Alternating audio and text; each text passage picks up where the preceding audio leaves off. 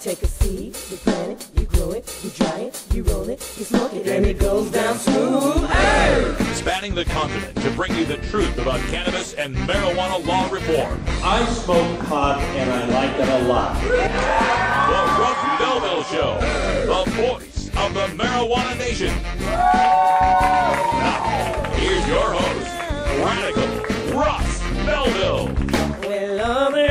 Good day, tokers and tokettes, and welcome to the show. It is Thursday, June 26th, 2014, and it's got to be show number 420. That's right, 420 episodes of the independent Russ Belville Show on 420radio.org. We made it, folks, and we got a very special show for you today. Before I tell you all about it, though, let's go out to our beautiful assistant out there in Colorado, our news anchor, Priscilla Seiben. How you doing, Priscilla? I'm good. Can you hear me? How's the audio? I can hear you. I think we got a little crisp on the mic there. Maybe we might have to get you a new headset or something like that, but it's good to hear from you. How are you doing? I'm good. It's kind of muggy, hot, and humid today. Reminds me of being in Texas, but Colorado's great. All right. Well, we appreciate so much you being a part of 420 Radio, and we've got our vacation coming up, so no show tomorrow, no shows next week. So I hope you have some plans, get to have yourself some fun over the 4th of July weekend. Hell yeah, party. All right. And we just shipped out a camera to Priscilla, and I am working on getting you into the 710 Cup. So hopefully in a couple weeks, we will send you out there, get us some interviews and some audio from the 710 Cup. I hope you want to do that.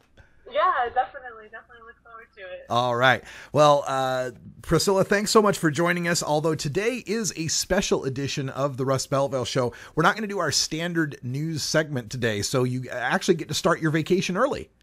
Sweet. Yay. Yeah, so thanks for calling in, and we will see you in a couple of weeks. But for today's show, rather than do our Behind the Headlines and our 420 Radio News segment, I'm going to be bringing you my presentation that I'll be delivering at the Cannabis Cup on Saturday afternoon, 4:30 p.m. It's entitled The Results of Legalization, and I was up all night last night getting this finished up. I've got all the latest data from 6 months of legalization in Colorado. We're going to use that to debunk all the scaremongering going on out there about legalization. Also on the show today, it's one of those Thursdays where we go to our Cops Say Legalized Drugs segment. That's right, Law Enforcement Against Prohibition's Will Ostage will be joining us. He's a former police officer who has realized that the war on drugs is a failure and we need to end drug prohibition. And then at the end of the show, in the Radical Rant segment, we'll have time to reflect on the last couple of years with 420 Radio, where we're headed for the future, and a look back at 10 years of activism that I've been a part of since moving out here to Oregon. We're looking forward to legalization here in the state of Oregon. New Approach Oregon has turned in 145,000 signatures, so that's looking really good for us to make the ballot. And we've got polls out there showing majority support. So we are really hopeful that we will get legalization passed this year. We hope that Alaska will join us. They're on the ballot. Florida will become a medical marijuana state in November. And of course, Arkansas is still working on getting on the ballot, both for medical and for legalization. We are going to have reporters all across the country in all of the major locales that are having votes on marijuana. Join us for our election night coverage this November. We did it for 2010 with Prop 19. We did it for 2012 with 8 different locations that were voting on marijuana. We're going to do it again this year. So you want to know first who's legalized marijuana? This will be the place to stop. All right. Thanks, everybody. We're going to be right back with the special presentation, The Results of Legalization II. Thanks for joining us. You're listening to the Russ Belville Show on 420radio.org. It's show number 420. Happy 420. We'll be right back after we pay some bills.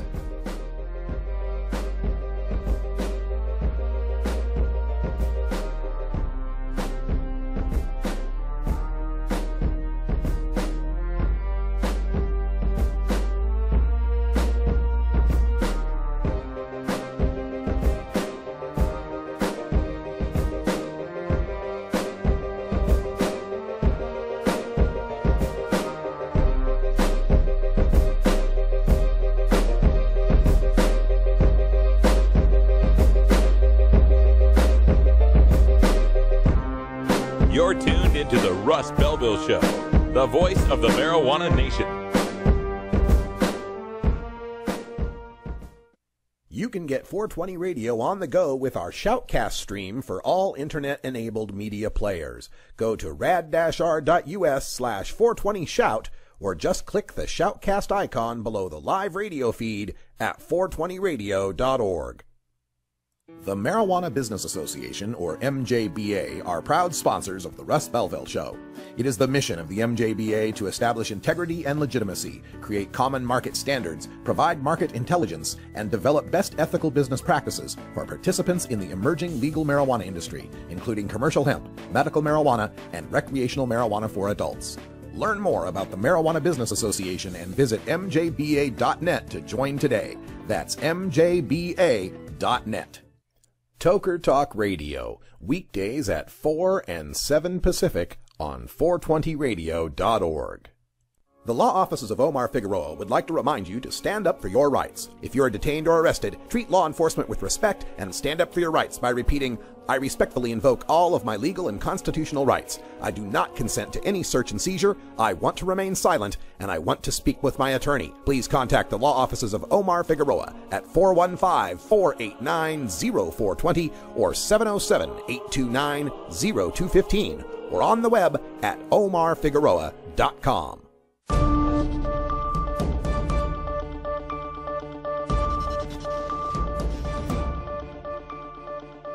It's time for the 420 Radio News, covering the latest headlines in consumer cannabis, medical marijuana, and industrial hemp.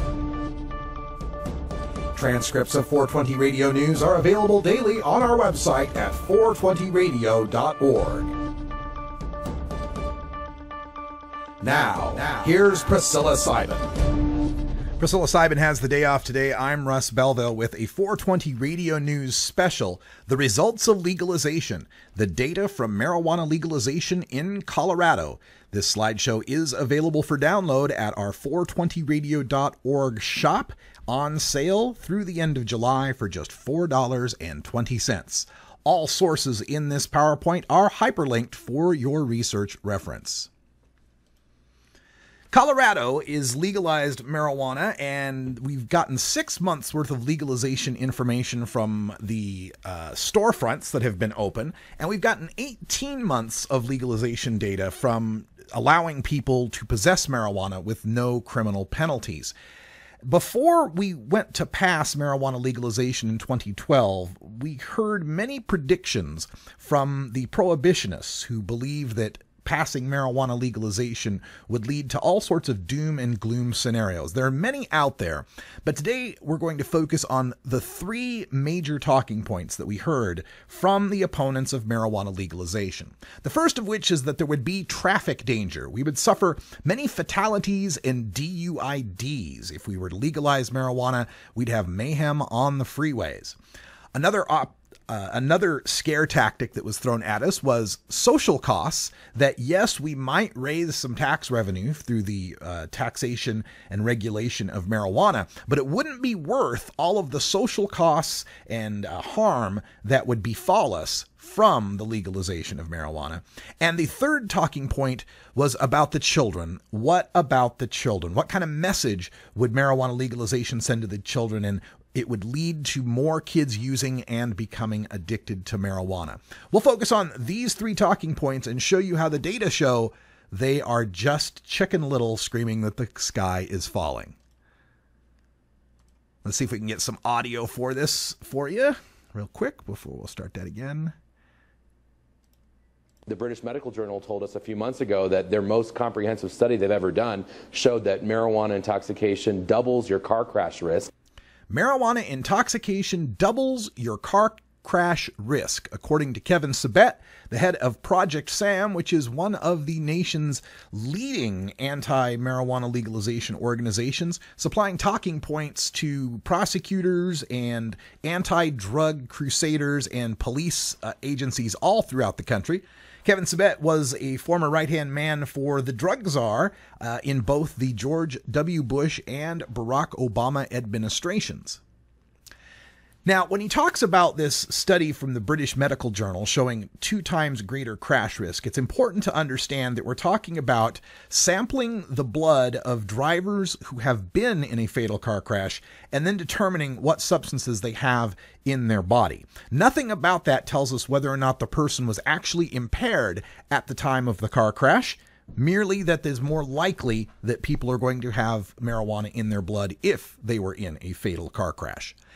But another study that was conducted in the Journal of Accident Analysis and Prevention from 2013 also found almost a 2-to-1 crash risk for a marijuana driver. It was actually 1.83 to 1 crash risk compared to a sober driver. But as we look at other substances, we find drivers on narcotics like OxyContin, Vicodin, and Percocet are a 3-to-1 crash risk. Drivers on stimulants like Adderall, Ritalin, and phentermine are a 3.5-to-1 crash risk. And drivers on depressants like Valium, Klonopin, and Ativan are almost a 5-to-1 crash risk. So it's a little bit scaremongering to have everyone up in arms and worried about marijuana drivers when no one is suggesting testing or setting limits for people on OxyContin, Adderall, or Valium. And of course, we have the alcohol driver who will be found to have a 13.5-to-1 greater crash risk. And anyone who combines alcohol with other drugs will find a 23-to-1 crash risk. This is not to say that people who drive under the influence of marijuana are somehow safer drivers or we should somehow encourage that. It's to try to put this risk in perspective and to show that of all the possible driving risks out there, marijuana is among the lowest.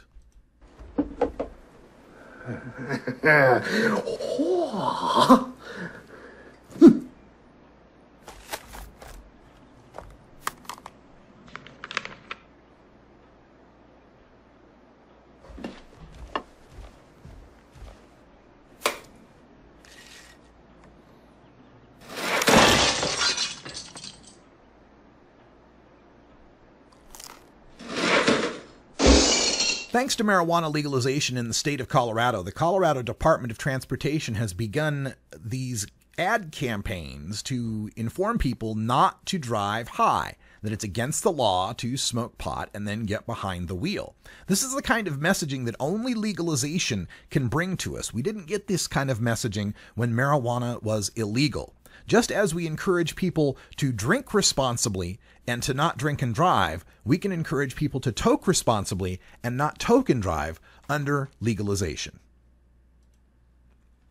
Now, as far as this crash risk, one of the things that we'll hear a lot from the prohibitionists is how many more people have gotten into crashes or how much more marijuana is figuring into the crashes that happen.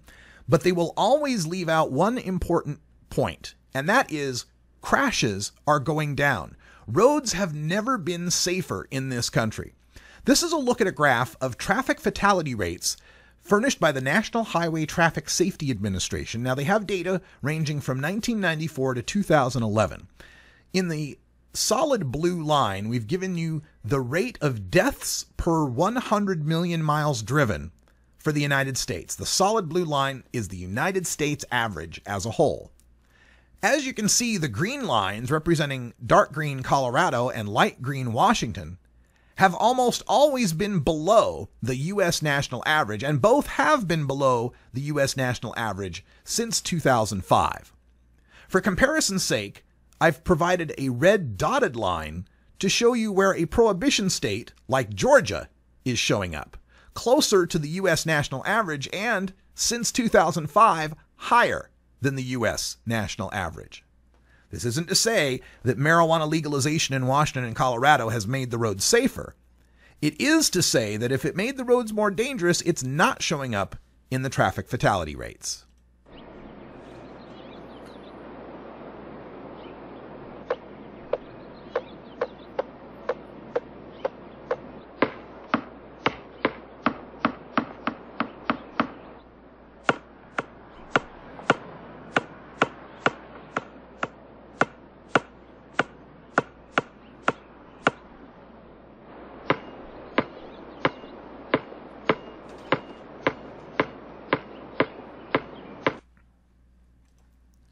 If we look at some other statistics from the state of Colorado, we can also see that the supposed traffic mayhem just hasn't panned out.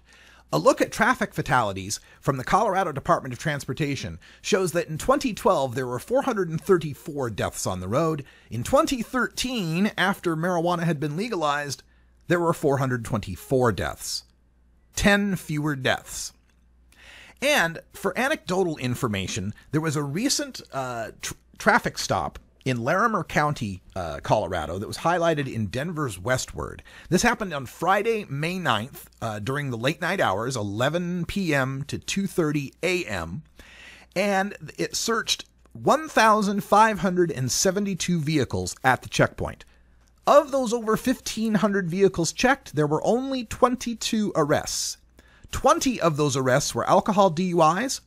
One was minor in possession of alcohol. One was minor in possession of marijuana. But none of the arrests out of 1,500 vehicles tested on a weekend night was for a marijuana DUI. And when we look at the information from the Colorado state courts on the filing of DUI charges in county courts, we find that it has dropped every year since fiscal year 2009, where there were over 31,000 DUIs filed in county court in 2009. There were under 25,000 filed in the last 2 years, even with marijuana legalization.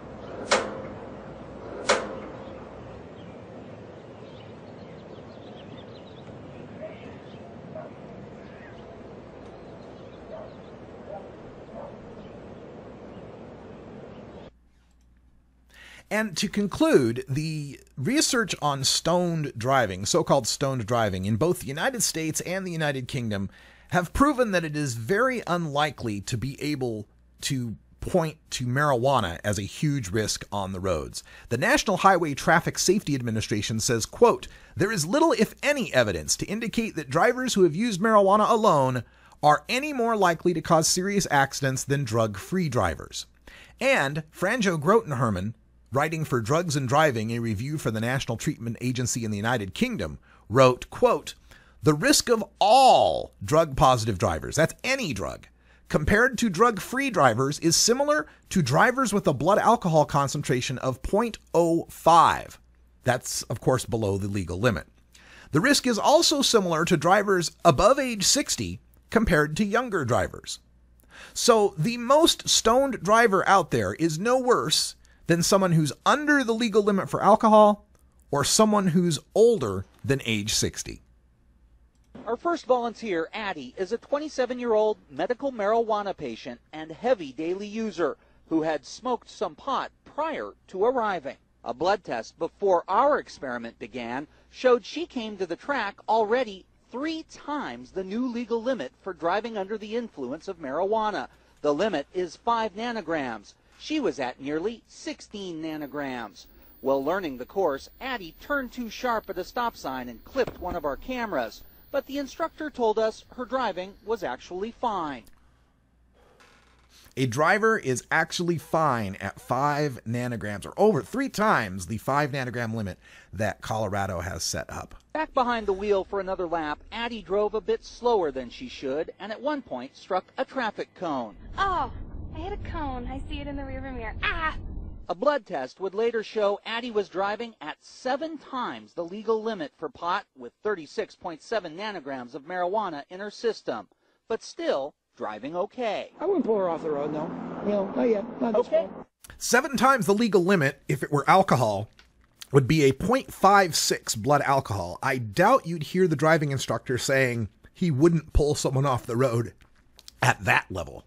After 0.9 of a gram, Addie was becoming much more aggressive, excited about being high and behind the wheel. One time in your life you get to do this, you should do it.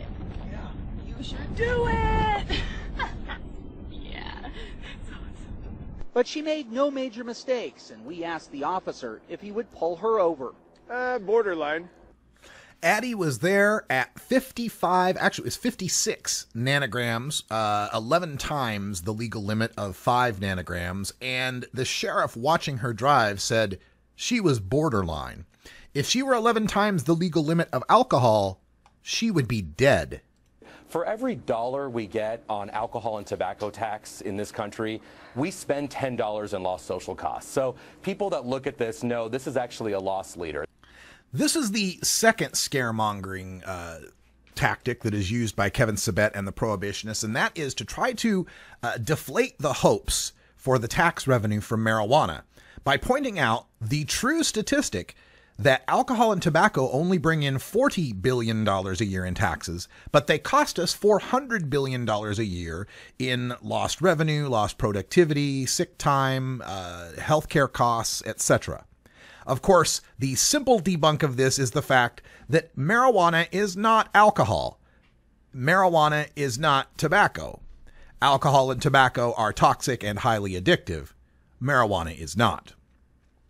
But now we actually have some numbers to show that can poke a very good hole in this idea of the tax revenue not being worth it. From January through April of 2013, over that 4-month period, recreational taxes brought in $10.8 million into the state tax revenue. Medical sales tax brought in another $9.6 million in state tax revenue. The licensing fees for both medical and recreational shops ran $6.6 million, bringing the total from marijuana legalization and medical marijuana to $27.2 million in just 4 months. And the governor's office is estimating sales for fiscal year 2014, that range starting next month, July of 2014 through June of 2015, could top $1 billion in medical and recreational sales. Now, where is all that tax money going? $40 million will be going to help schools, $45.5 million for youth drug prevention, $40.4 million for drug treatment, $12.4 million for public health, and $3.2 million for law enforcement. So again, Kevin Sabet's point is this all wouldn't be worth it because we'd see so much social cost from the legalization of marijuana.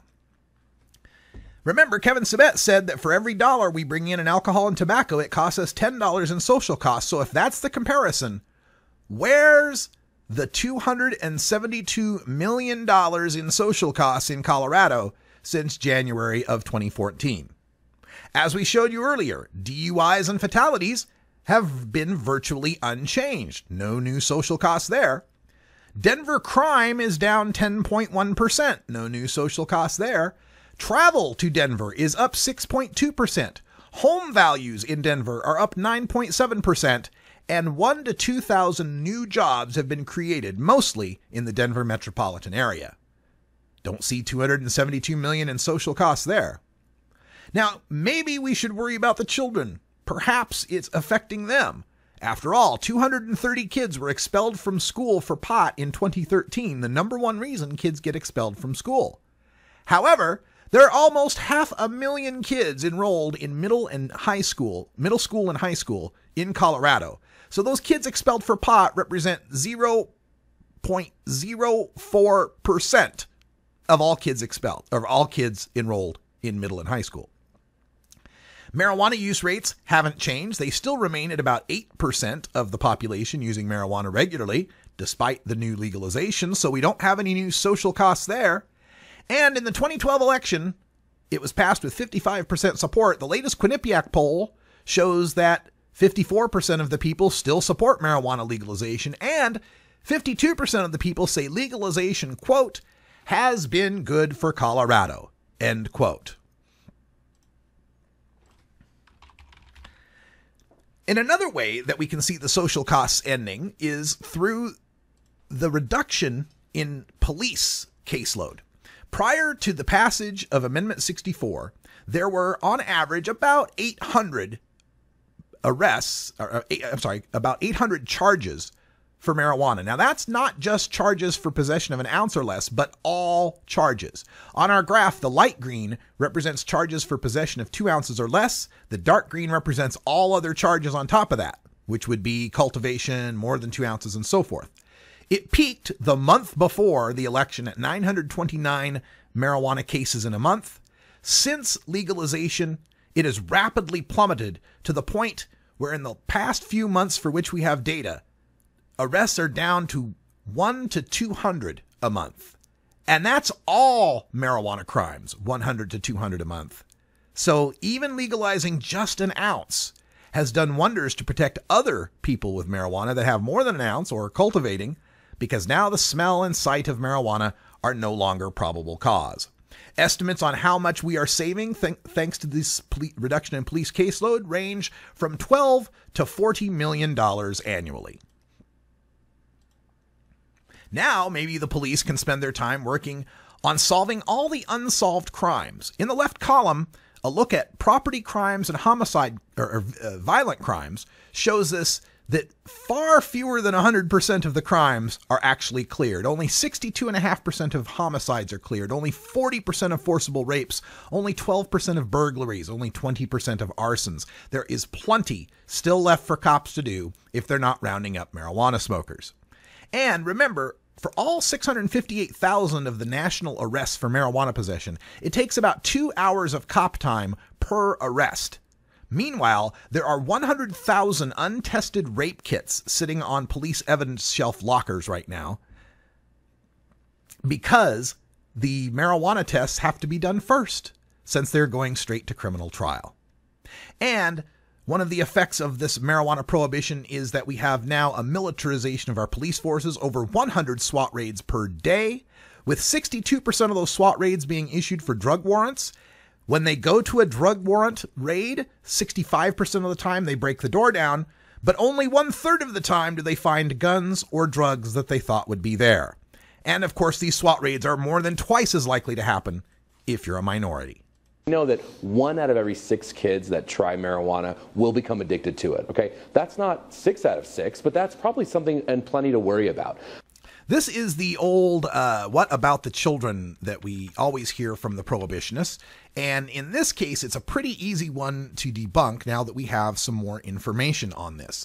First of all, when they say 1 out of 6 kids get addicted, addicted means becomes a regular adult marijuana user.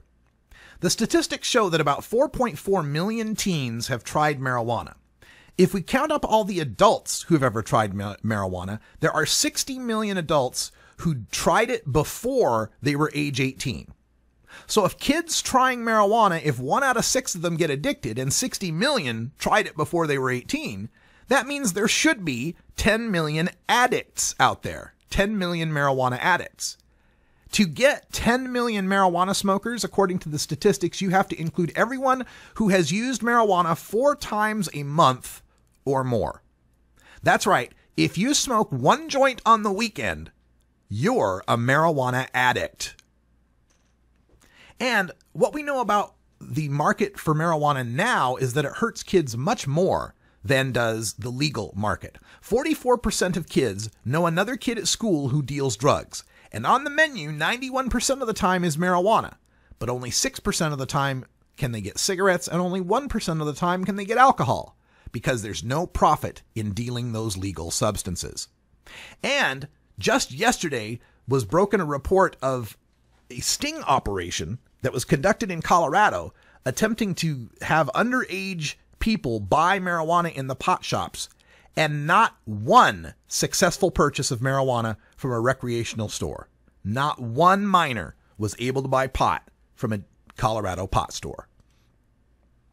And part of the reason why is because regulation is what controls child access to drugs. This is a graph that shows us in yellow alcohol use by 12th graders. Has a 12th grader ever tried alcohol? In black, has a 12th grader ever tried tobacco? And in green, has a 12th grader ever tried marijuana? And this graph ranges from 1975 all the way up to 2012. Now, I graduated high school in 1985, and during that time, 9 out of 10 of my schoolmates had tried alcohol, 92%. Almost 7 out of 10, 68.8%, had tried tobacco. And over half, 54%, had tried marijuana, although I wasn't one of them. Those numbers had been higher. It was 93% for alcohol in 1980, it was 75% for tobacco in 1977, and 60% for marijuana in 1979. Those figures for school kids graduating in 2012, we've gone down from 90% to 70% for alcohol. We've gone down from 70% to 40% for tobacco. And we've gone down from 54% to 45% for marijuana. The things that caused this to change weren't arresting people. With alcohol, it was when Ronald Reagan blackmailed the states to adopt a nationwide 21 drinking age. As soon as that 21 drinking age went into effect, we saw high school senior use plummet.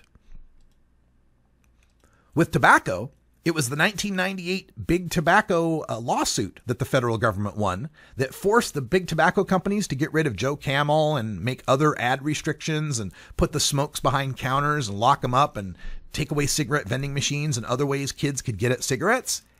And we see a rapid plummet from 65% to 39% in 12th grade tobacco use.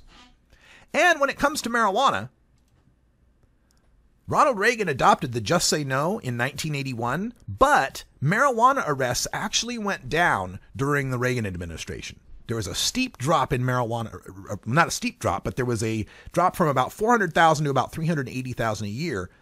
And as we see marijuana arrests remaining steady, we see marijuana use among 12th graders actually dropping.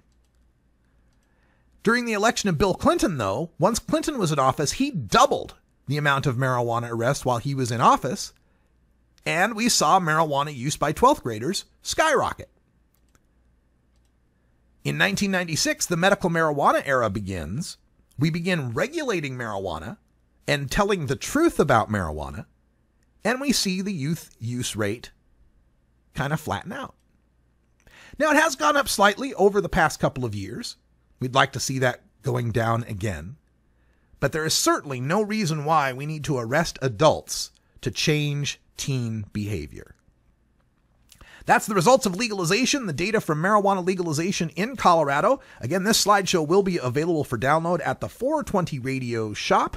And the first 20 downloads who use the promo code HTSF-CUP for High Time San Francisco Cup can download this presentation absolutely free. It will just be $4.20 throughout the rest of this month and July. All right, thanks for joining us. That's our special on the results of legalization. I'll be presenting that at the High Times Cannabis Cup on Saturday in Santa Rosa. It'll be 4:30 p.m. I hope I see some of you there. When we come back, cops say legalize drugs. Stick around.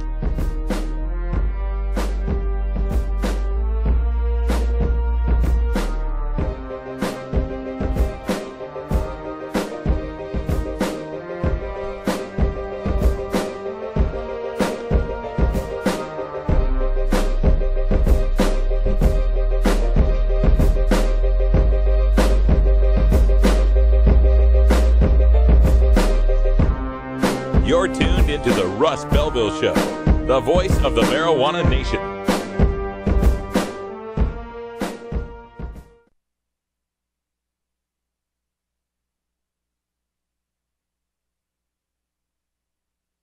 You can get 420 Radio on the go with the Ustream video app for Android and iPhone. Go to rad-r.us/420Ustream or just click the Ustream app icon for Android or iPhone below the live radio feed at 420radio.org.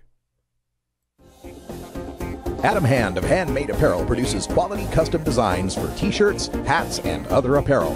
Handmade Apparel is the official design shop for 420 Radio among many clients who rely on Adam Hand for everything from short-run custom projects to full-run clothing lines. Visit handmadeapparel.biz to browse the selection of handmade gear or to get a personal quote for your own designs. Handmade Apparel, a proud supporter of 420radio.org. Growing plants indoors can be a rewarding hobby, but electricity bills can go through the roof.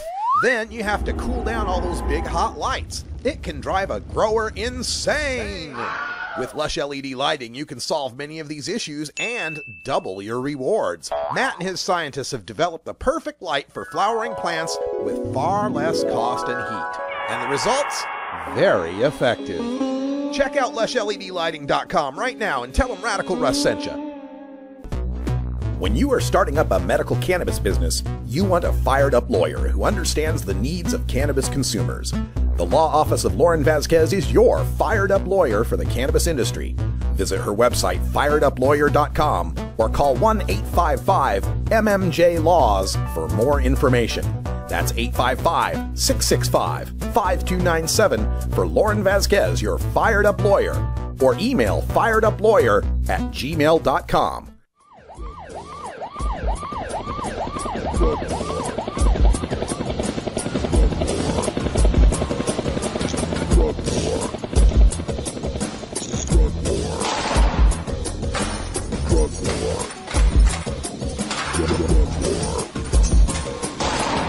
One of the most disturbing elements of the Prohibition War is how it's made police the enemy of otherwise law-abiding cannabis consumers.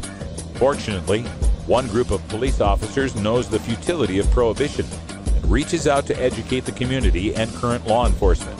Today, the Russ Belville Show visits with another speaker from Law Enforcement Against Prohibition with one clear message: cops say legalize drugs. All right, welcome back, everybody. It is 36 after the hour. Time for Cops Say Legalize Drugs, brought to you by Law Enforcement Against Prohibition. You can find out more about LEAP at leap.cc.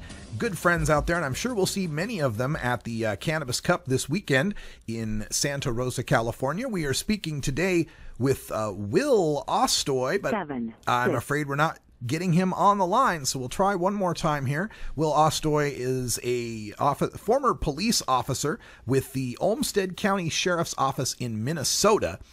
He was a specialist in getting people pulled over and being able to get them to surrender their rights and allow him to search for marijuana. So we're hoping to get Will on the line here so that we can talk to him about that, get some of his wisdom, something that we can learn from perhaps as cannabis consumers.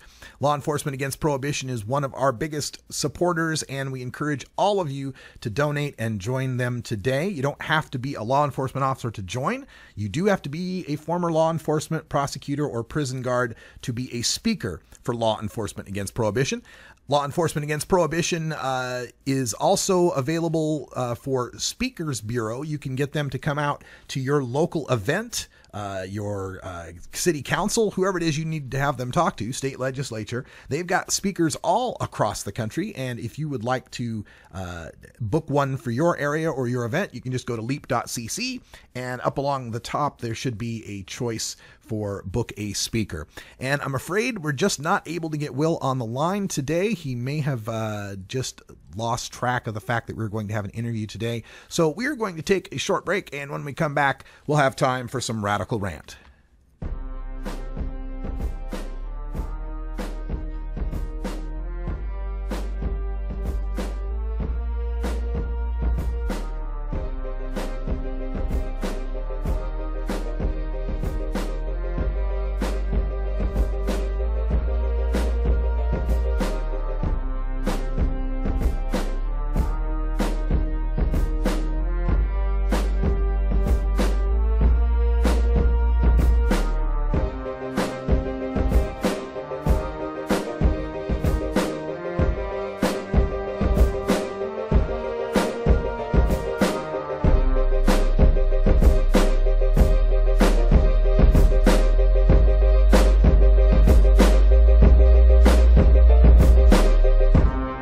You're tuned into the Russ Belville Show, the voice of the marijuana nation. 420 Radio is 24-hour marijuana legalization radio. I'm Radical Russ Belville, and I want to thank you for listening to 420 Radio. We couldn't survive without you and our sponsors, and I'd like you to check out one of our prime sponsors, the National Cannabis Coalition. I've been working with NCC since June of 2012, and I'm proud to be part of the team they have assembled. National Cannabis Coalition is building the partnerships with reformers, lawmakers, and industry we need to be successful. Visit the National Cannabis Coalition website at nationalcannabiscoalition.com or the easier-to-remember ncc420.com. That's where you'll get the exclusive first look at my radical rants, as well as informative articles from the nation's top cannabis pundits. Visit ncc420.com today, and if you have your phone handy, text Russ to 420-420 to support NCC and 420 Radio. It's a free text message that helps us help you end adult marijuana prohibition. Learn more at ncc420.com, and thanks for supporting independent marijuana legalization public radio.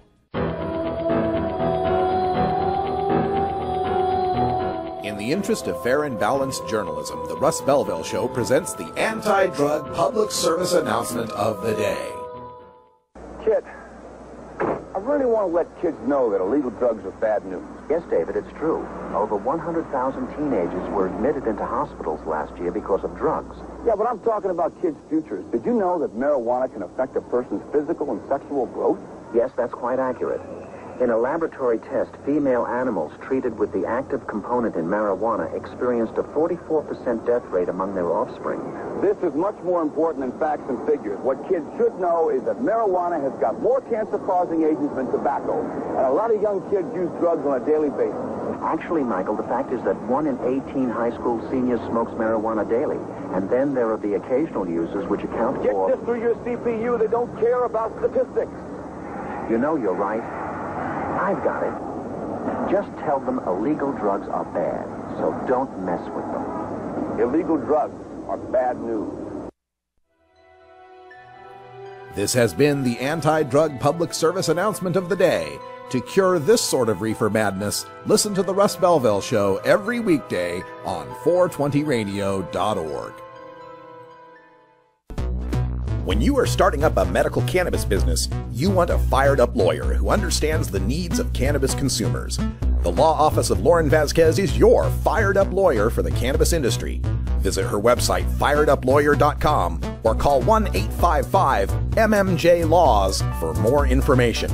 That's 855-665-5297 for Lauren Vasquez, your fired-up lawyer, or email fireduplawyer@gmail.com.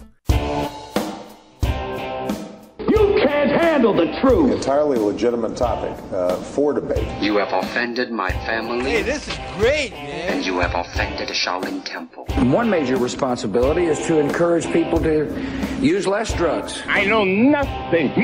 I support a change in law to end federal criminal penalties for possession of up to 1 ounce of marijuana. We don't need no stinking budget. Homosexuality, immorality in general.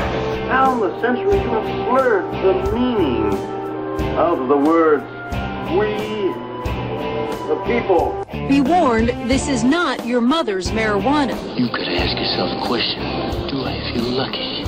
Or do you, punk? I want to ask you a bunch of questions. I want to have them answered immediately. Surely you can't be serious. I am serious. And don't call me Shirley. Radical Rant. All right, welcome back, everybody. 43 after the hour, and just having a little fun here for the Radical Rant. Nothing to be ranty about today. I just want to celebrate because today is show number 420 of the independent Russ Belville Show on 420 Radio. As you can see in the video window, we are showing some of our the video from our very first Russ Belville Show. This is Russ Belville Show number 1, June 4th, 2012. As you can tell, it wasn't even 420 Radio yet. It was potnet.us. We were Potnet, and then National Cannabis Radio, and then 420 Radio. And of course, before that, we were Normal Show Live. We were part of the Normal Network, where I worked from 2008 to 2012.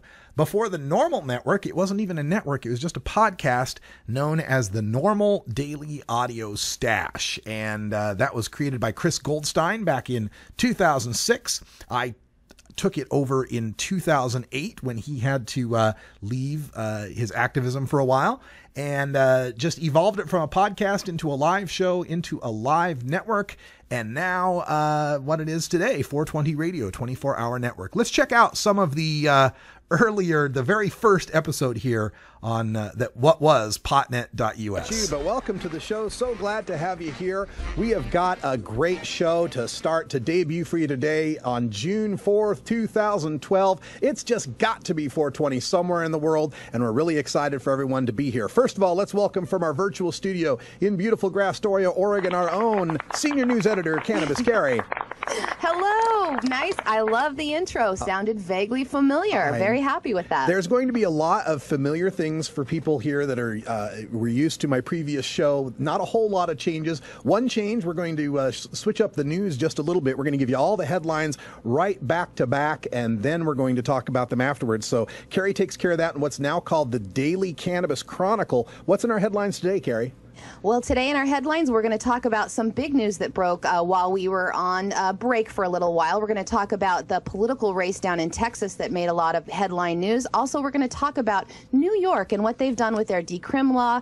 And also, we've got our newest state was signed in to legislation that made it the 17th medical marijuana state. We're going to talk about that first up on the Daily Cannabis Chronicles. All right. That's fantastic news to start our show with. I'm so happy about that. Also joining us here in the studio, we've got the pirate Ganja John hanging out here. What's up, Russ? I missed you, buddy. I missed you too. Anything interesting happen these 3 weeks for you? Yeah. Me too. A lot of things. We'll talk about that at the end of the show. Also, we got Wiz Kaliko hanging out here in the studio. How you doing, Kaliko? Hey, quite well. Aloha, everybody. Glad to be back. Trying to reset all the levels here. Some of the levels are off. We will get that worked out. But we'll get it all worked out. And Kaliko, you've been hard at work trying to get marijuana legalized, I understand? As always, my friend. And we're going to do it in November. And we're going to be there on the Russ Belville show to cover it. All right. Also, we've got Brian the Red, our engineer, is here in the studio today. Howdy, howdy. With the Pink Leaf Project as well. So glad to see you here. So everyone, stay tuned. We've got a great show coming up for you today. First off, we're going to be having our Daily Cannabis Chronicle. I have to remember to say so there you go. That's a little bit of a look at our first show from a couple of years ago. So many more people in the room during those shows. Back when we had Cannabis Carrie and Ganja John and Wiz Kaliko, Brian the Red, everybody hanging out in the studio.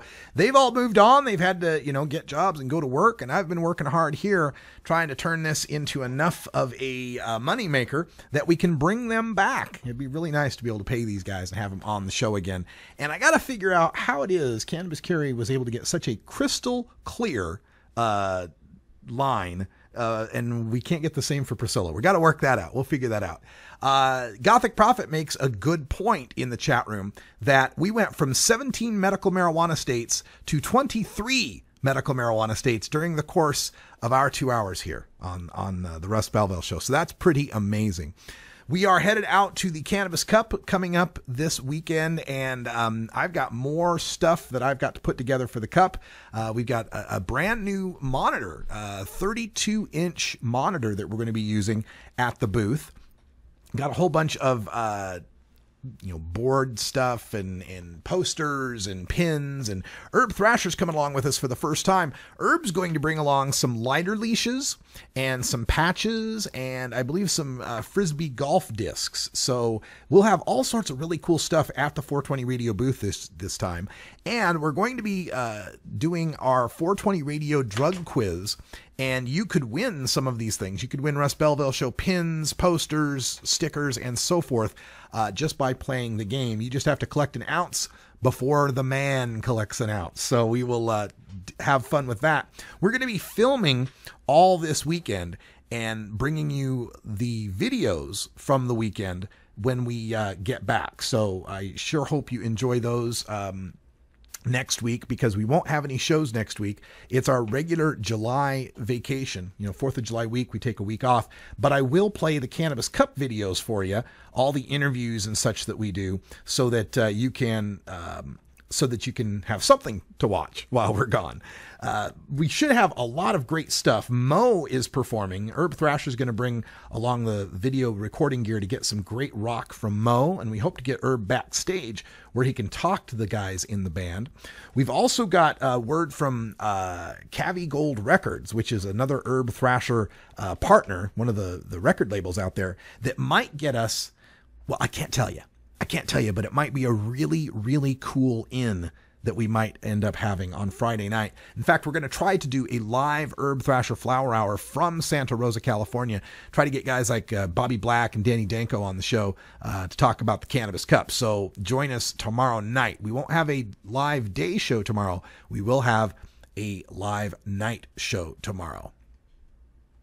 All right. So, it's been 2 years, and I got to say, it's been quite an adventure. I didn't think we'd make it past 20 shows, much less 420 shows.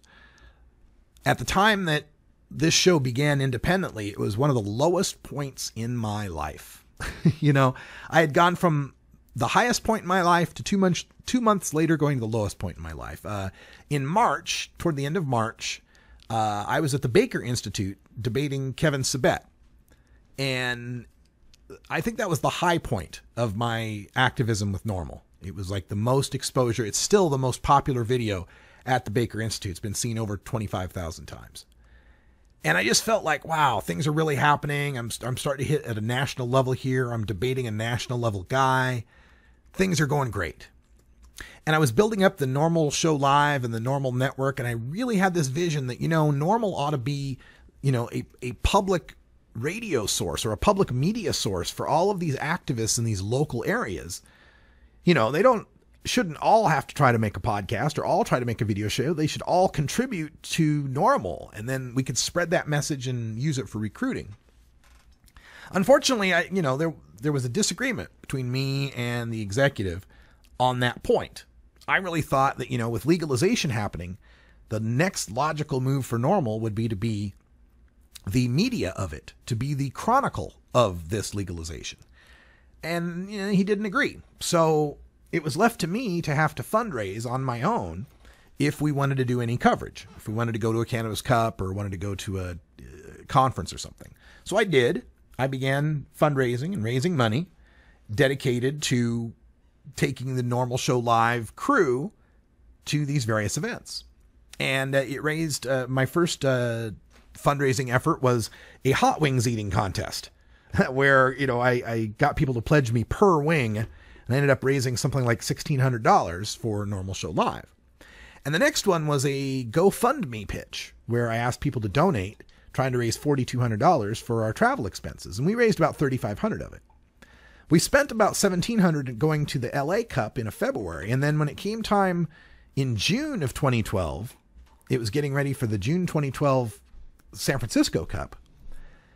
That was when I was informed that the money that I had fundraised was no longer there, that the executive had used it to pay other bills.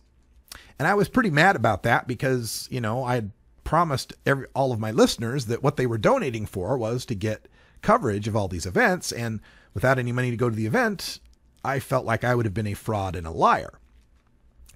Unfortunately, I didn't react to it the best way. I should have taken it privately. I should have gone to the board. There are all sorts of things I should have done, but instead I made it public. I brought it out, ranted about it like I rant about other things, and that got me fired. And rightfully so. It'd be like if Brian Williams showed up on the NBC News and started trashing NBC Universal, right? He's probably going to get fired. So I got fired at the end of May. It's actually May 12th, May 13th, 14th, something like that was when it happened. And then a week later I was fired.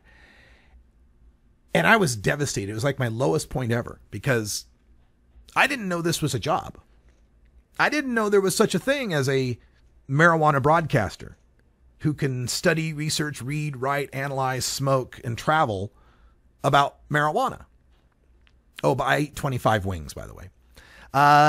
Somebody in the chat room was asking. Yeah, 25 wings. But, so this was devastating to me because I had gone from my highest high to my lowest low. And I didn't know what to do. All I knew is that I wanted to keep doing what I was doing. Is that I felt that, I hate to sound, religious, but like it's a calling. Like everything that had happened in my life had trained me, and all the talents that I had prepared me to be the best marijuana broadcaster possible. That's my belief. I don't believe I'm much good at anything else or much destined for anything else, but this feels like my destiny. So at the end of May 2012, I was desperate. I had no idea how I was going to continue, but I just knew that I wanted to. And I remembered the words of an old drummer friend of mine back from my days playing music professionally. His name was Lawson Hill. And Lawson once said, if you ain't appearing, you're disappearing. Now, what that was in context about was the fact that I had pointed out how many gigs he had. Like, God, Lawson, you play with this band, you play with that band, you play with this band, you're always playing. You know, why are you so busy? And he said, because if you ain't appearing, you're disappearing. And the point was that as a musician, as a performer, you have to have a gig. If you don't have a gig, you're not a musician. You might be a guy who knows how to play a musical instrument, but if you don't have a gig, you ain't a musician. And I took that philosophy with this show and just said, you know what? I'll just keep doing the show. I don't know how I'm going to make any money at it. I don't know who's going to pay me. I don't know how that works. But I do know how to put a show together, and you do know how to be consistent about it, and that's what I want to do. So June 4th, we started with the Russ Belville show on what then was called POTNet, Prohibition Opposition Television Network, potnet.us. And soon enough, it started generating interest from some activist folks out here on the coast that know me, who started donating and started pledging to help me out. And without their help, I couldn't have made it that first couple of months. And after the first couple of months went by, started finding some more sponsors and advertisers, came up with a subscription idea. People could subscribe and, make it like public radio. And that's really where the nonprofit public radio part started to evolve for me. Was that, this isn't just about me. This is about us. This is about a network. This is about all our voices. I started reaching out to other podcasters, and, I could replay their shows. And other friends of mine, they could put on their own shows. And we could talk about this. And there could always be a place to go where people could feel like they're around like-minded people, whether you're sitting in a basement in Missouri, or, smoking in your garage in Texas, or running a dispensary in Colorado, that we could all learn from each other. We could all talk to each other. We could all motivate and support each other in this fight that we're in this war. I've often said, like, if you know the movie The Warriors, come out and play. That, remember the DJ who kind of narrated for all of the gangs chasing after the Warriors? That's kind of what I felt like. That's what I feel like. It's like, you guys are the actives out there. You guys are really doing the hard work. I'm the cheerleader. I'm the one who's kind of just trying to organize and broadcast and promote all of that. And through this, I've been able to meet some amazing people and had some amazing opportunities. But even when I meet people like, Tommy Chong or Gary Johnson or Sir Richard Branson, they don't compare to like the real people. Those of you out there who are the regular listeners every day, people whose names I see in the chat room, some of you I've never even met in person, but who are as real to me as anybody that I know. And it reminds me that this show is important to a lot of people that look to it for comfort and companionship and solace. And I'll always keep dear to my heart those listeners who listened until their dying day, literally. Steve Veteran and Stereotype and Grey Wolf, and Katie's Paw, Big Jim. Unfortunately, too many people. This here, by the way, is Grey Wolf.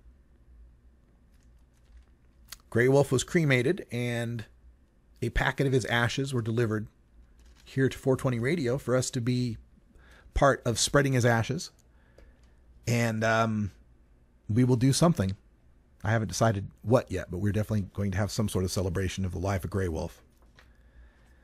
But that's all the time we've got for today, folks. Gonna call it a day. We got to get ready for the Cannabis Cup, so unfortunately I'm not going to be able to do hour 2. Run behind schedule, and I've got 2 hours before Herb shows up, and we got to start driving out of here. Want to make sure that we have as good a cup as possible, so I've got to take some time, pack my clothes, pack the gear. So no hour 2 today. We'll just go to a replay. And we'll see you next 2 weeks. We'll see you July 7th will be our next live show. We'll have coverage from the Cannabis Cup all next week. For Priscilla Seiben, I'm Radical Russ. Thanks for joining us. We love each and every one of you. Sorry for no Toker Talk Radio. I've got to get this stuff done, folks. I'm running out of time. Until next time, take care of each other, Tokers, and happy 420!